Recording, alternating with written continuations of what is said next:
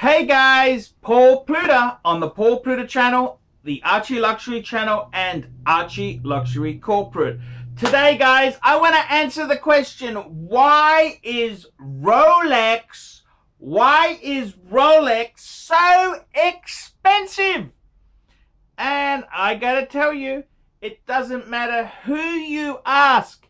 If you talk to most average non-wristwatch people, and you say to them, what is the most expensive wristwatch? Chances are they will say Rolex. Rolex. In fact, Rolex is one of the most internationally recognized brands of all time. So the question is, why is Rolex so expensive? Why is Rolex such an expensive brand? Why indeed why? And let's have a look at it. So let's have a look at some various aspects that make the Rolex wristwatch so expensive. Well, firstly, let's have a look at the R&D, the research and development. Rolex has always been at the front, a front runner in technology for wristwatches. Rolex was one of the first makers to highlight the advantages of a waterproof wristwatch. In fact, most Rolex watches today, we're saying most because there is the Cellini dress line, are what they refer to as oysters. Oysters, a waterproof case which allows the piece to have unbelievable water resistance. Now, R&D, research and development. Rolex was also one of the first to have high-grade surgical steel, which would be tougher, stronger, more durable. Rolex itself has also been a leader in the industry. They were one of the first to have bring in all the components of wristwatch manufacture in-house. And this includes Rolex is one of the only companies in the world to have their own gold foundry. They make their own gold. Well, they melt it down and make it into the alloy, which we know as 18 karat gold. So it's a very, very interesting situation. The R&D of Rolex is incredible. No other company does so much testing, does so much internal production to have their name on the dial. The only other company which comes close, who is it? Seiko. Seiko, that's right. Seiko is one of the only companies which has so much in-house work. So the R&D costs are a big thing. It's very, very expensive to be at the forefront. These are the people who invent the wheel, not simply duplicate it as cheaply as possible. So R&D costs are a big part of Rolex's cost of production. The next situation is the manufacturing process. Now, Rolex itself it used to have a number of factories which were owned by Rolex and owned by other people. Over time, Rolex has made this, they've bought these people out, or they have gone and done in-house themselves. Now, with this process, Rolex now has 3 main mega factories. The thing about this is that Rolex has a huge payroll, a massive payroll. Rolex itself has huge costs.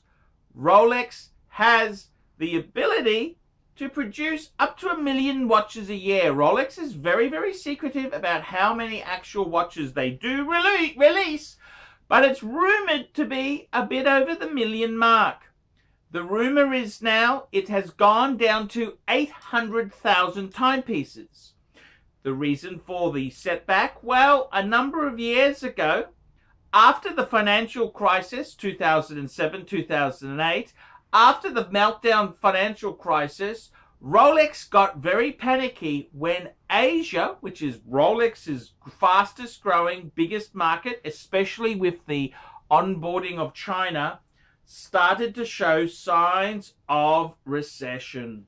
So what happened? Rolex decided to turn production down, turn the gas down, gear down, not gear up. And what happened? Well, this has turned into a stroke of genius because everybody wants what they can't have. That's exactly it. So Rolex itself there, they themselves have massive production costs. Massive. Now, they do have very good economies of scale and they can churn these pieces out. But Rolex has many big costs. They have a workforce which is operating out of one of the most expensive European countries on the planet. So wages are high. The majority of their staff who are in the manufacturing process are Swiss nationals who earn good coin. There is very little Chinese offshoring with Rolex.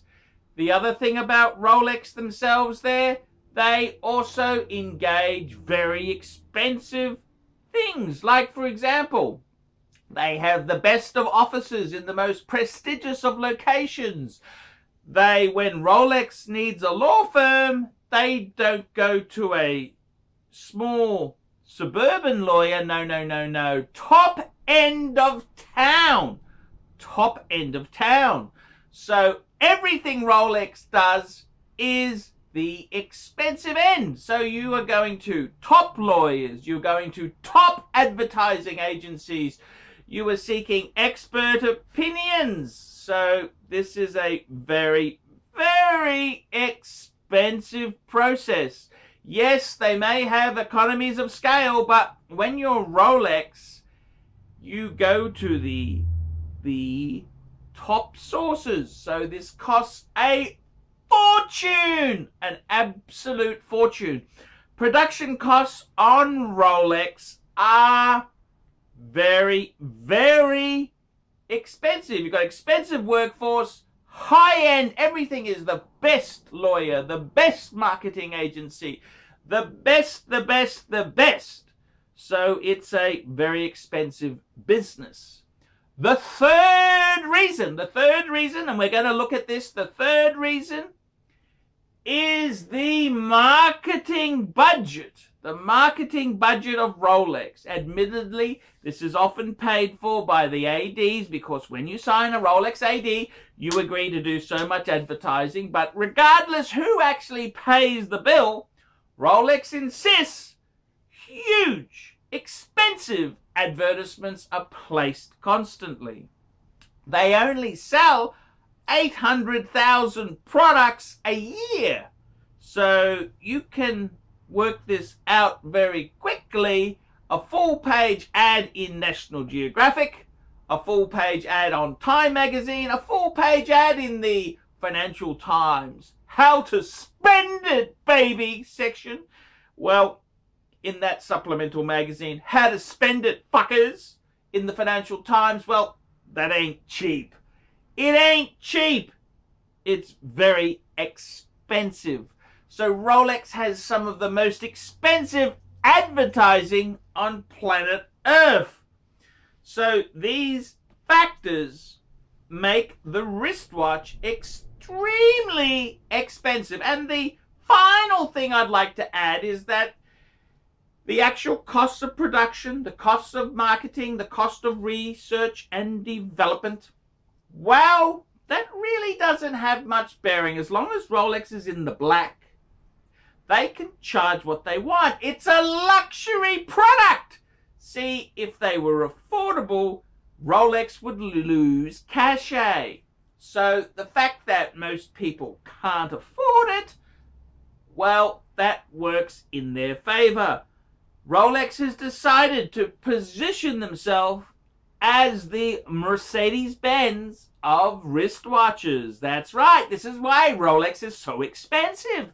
See, there's cheaper cars than say, an E-Class Mercedes for the family.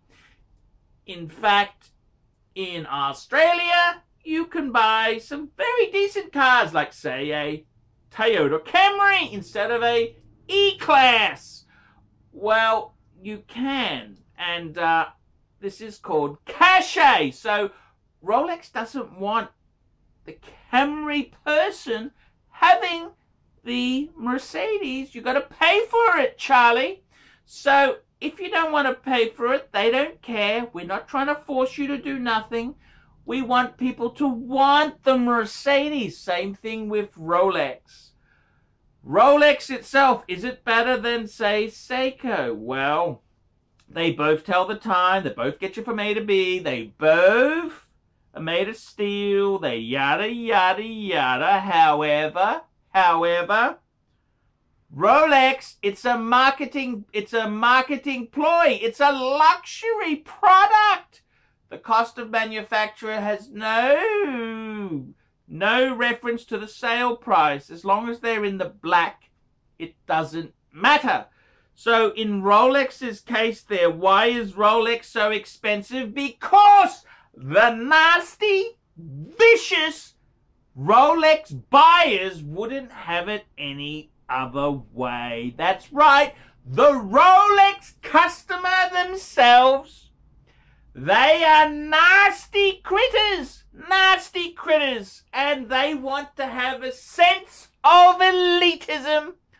I can afford a Rolex. I wear a Rolex, you loser. That's what they say. That's what these people say. It's not me myself. I'm just telling you what the average Rolex customer thinks. He thinks he's a step above the average person. See, Rolex itself is a luxury item. It's cachet, fuckers. Cachet. And he doesn't want the normal person to buy the Rolex. It's gotta hurt. It's gotta hurt. If it doesn't hurt, they don't want it. It's gotta hurt, man. It's gotta hurt. See, when one buys a Rolex, we don't want everybody else having one. See, we want a sense of achievement, a sense of accomplishment. So Rolex itself, why is it so expensive? Because they can! The customers for Rolex wouldn't have it any other way. I'm Paul Pluta, the method actor who plays Archibald Chesterfield III. Tell me why you think Rolex is so expensive. Like, subscribe, tell your Rolex wearing friends, and don't forget to put a few nasty comments in the section down below. See you later, Rolex!